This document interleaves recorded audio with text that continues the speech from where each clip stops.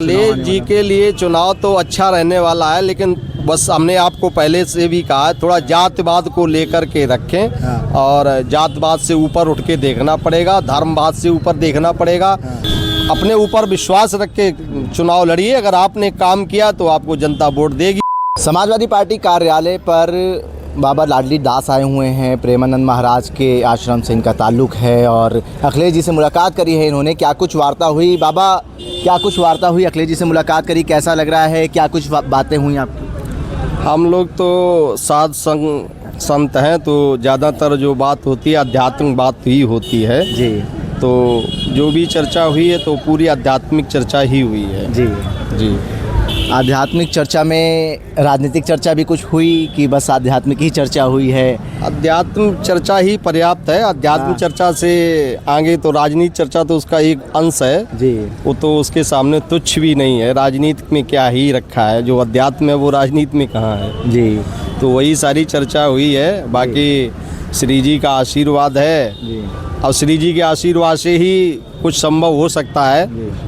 वैसे तो स्थितियां बहुत अलग लेवल में चल रही हैं, सभी को पता है देश में इस समय क्या चल रहा है। जी। हमें तो नहीं लगता कि देश अब स्वतंत्रता की ओर जा रहा हो, एक तरह से परतंत्रता की ओर ही जा रहा है। जी। चारों ओर भ्रष्टाचार और करप्शन का माहौल है।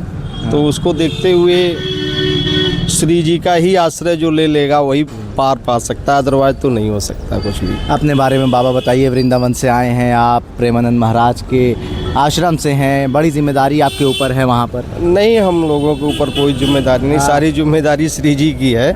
हम लोग क्या, हम तो उनके दास हैं, उनके चरणों की रज का सेवन करते हैं। बाकी अपना तो कोई अस्तित्व नहीं। कुछ मैसेज लेके आए थे महाराज का? मैसेज तो बस यही लेके आए कि भैया अच्छे कर्म करो, अच्छा कर्तव्य करो, अच्छे लोगों को चुनो और जातिवाद से ऊपर उठ के काम करो तो श्री जी का आपका सहयोग मिलेगा और आप सत्ता में आ सकते हैं। सत्ता में आने के लिए अखिलेश जी को कैसे देखते हैं? 2027 अखिलेश जी के लिए कैसा रहने वाला है? 2027 तो वैसे तो बहुत अच्छा रहने वाला है जी।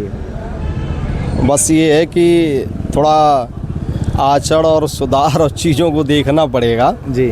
हाँ, तो ये सब है क्योंकि इस समय हिंदू मुस्लिम का जो जहर फैला दिया गया, इन सब चीज़ों से बचना पड़ेगा।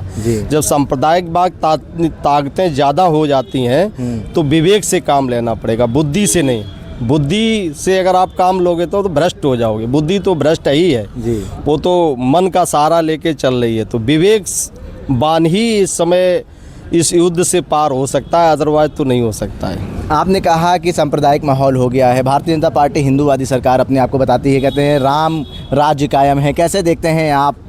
महाराज हैं, आप संत हैं। वो तो सब कहने की बातें हैं, हमें तो कहीं राम राज्य दिखता ही नहीं है।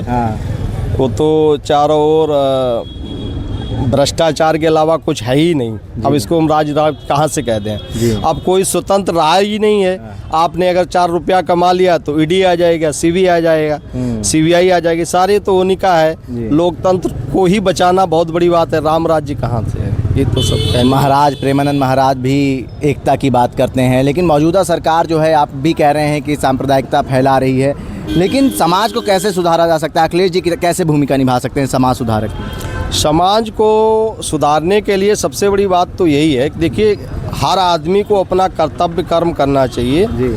और उससे पहले आप भगवान को याद करना चाहिए जी। भगवान की शरण में जाकर ही आप बच सकते हैं, अदरवाइज कोई ऐसा रास्ता नहीं है जी आप बच सकते हैं। भगवान की शरण में जाकर के ही बचें और अखिलेश जी को इन सब चीज़ों से दूरियां बनानी चाहिए। जातवाद का कहीं नाम नहीं आना चाहिए, ना धर्मवाद का आना चाहिए।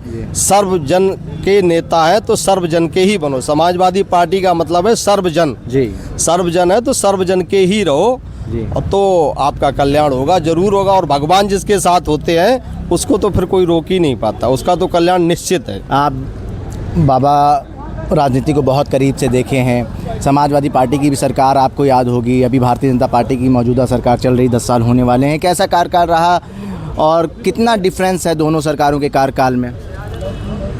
डिफरेंस तो ज़मीन आसमान का है जो कहना चाहिए जी। समाजवादी कार्यकाल में काम बहुत हुए थे जी।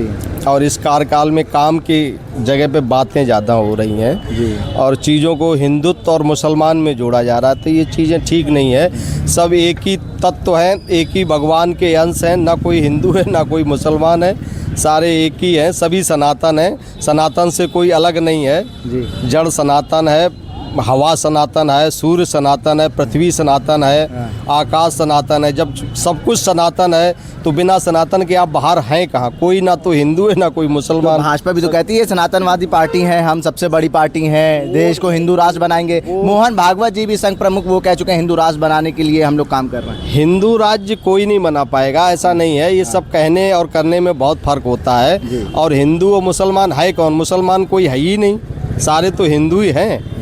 हिंदू मुसलमान में कोई नहीं, सनातन की बात ही एक ही होती है। ये तो सब अलग अलग, गंगा जी जैसे एक हैं तो अलग अलग घाट बना दिए गए। तो आप कहीं पर भी स्नान करो, आप चाहे इलाहाबाद में करो, चाहे कानपुर में करो, चाहे आप जो है हरिद्वार करो, चाहे ऋषिकेश करो, गंगा जी तो एक ही है। तो ऐसे ये तो धर्म अलग अलग संप्रदाय नाम दे दिए गए हैं, लेकिन है एक ही, तत्व एक ही है, भगवान एक ही है, सभी में वही विराजमान है।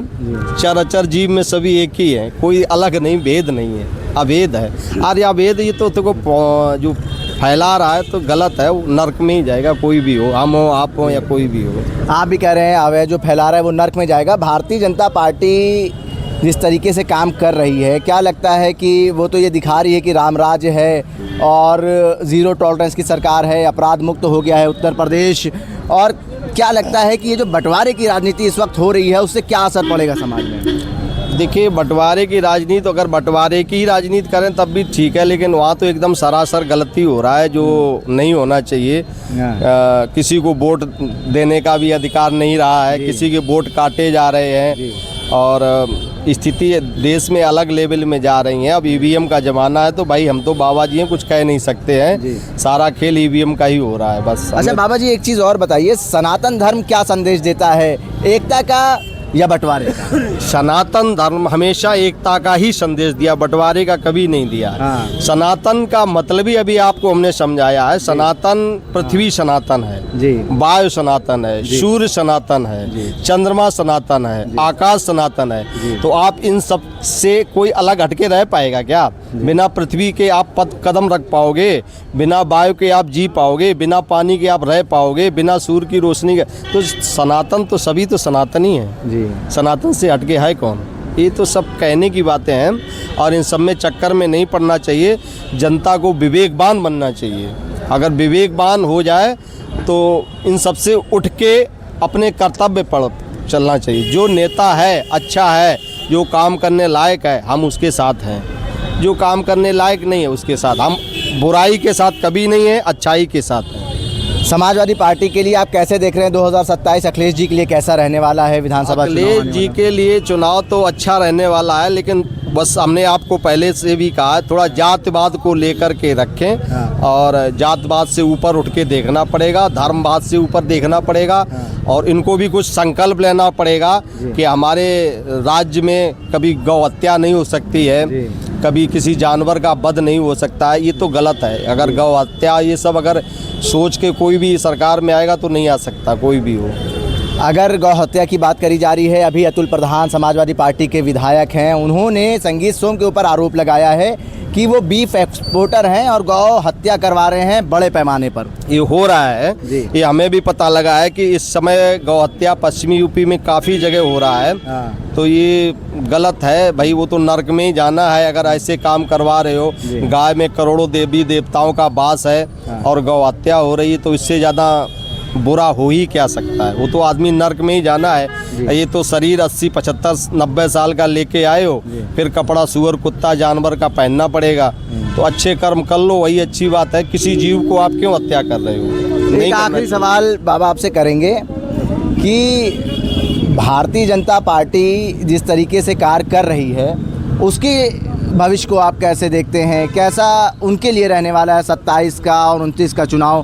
क्योंकि देश भर में देखा जा रहा है कि बंटवारे की राजनीति चल रही है, जहाँ पे भी देखें बस यही बात हो रही है हिंदू मुस्लिम और अनेकता की। ये तो गलत है भाई, जो ये बंटवारे की राजनीति नहीं होनी चाहिए। सब एक है और एकजुटता, सभी लोग अपना चुनाव लड़ें और अपने अपने वोट बैंक पे देखें, भगवान पे भरोसा रखें और ना बेईमानी होनी चाहिए, ना ईवीएम बदलना चाहिए, ना ईवीएम में छेड़छाड़ होने चाहिए।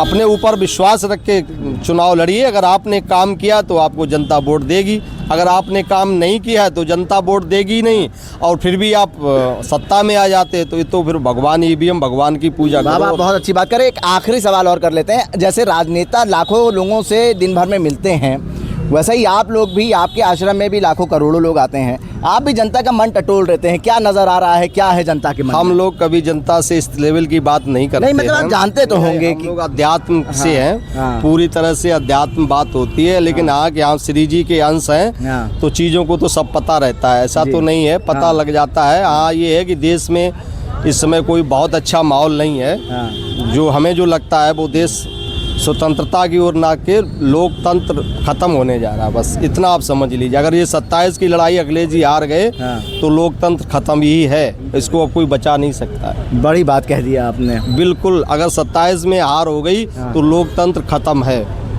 आप कहीं पर भी लिख लीजिए, स्टाम्प पे लिख दीजिए, उसका मतलब ही नहीं रहेगा। जब आप वोट डाल रहे हो, एक पार्टी के पक्ष में 80% वोट पड़ रहा, एक के 20% पड़ रहा, 20% वाला सरकार बना रहा, 80% वाला बना ही नहीं रहा, तो और इसको बचा ही क्या? लोकतंत्र खत्म होने में बचा क्या? सब कुछ तो खत्म ही हो गया। बहुत शुक्रिया बाबा बात करने के लिए। धन्यवाद। देखिए बाबा लाडली देवी वृंदावन से आए थे, प्रेमानंद महाराज के आश्रम से। इनको बड़ी जिम्मेदारी है, ये अकाउंटेंट हैं, और इनका साफ तौर पे कहना है कि 2027 में अगर समाजवादी पार्टी की सरकार नहीं बनती है तो लोकतंत्र खत्म हो जाएगा, लोकतंत्र खतरे में है। हालांकि समाजवादी पार्टी के लिए इन्होंने कहा है कि अच्छा समय भी आने वाला है, अखिलेश जी को कुछ बदलाव करने होंगे, कुछ प्रण लेने होंगे, उस पर वो कायम रहे तो जनता भी उनके साथ। भारत एक सोच के लिए आकिब, मिराज खान, लखनऊ।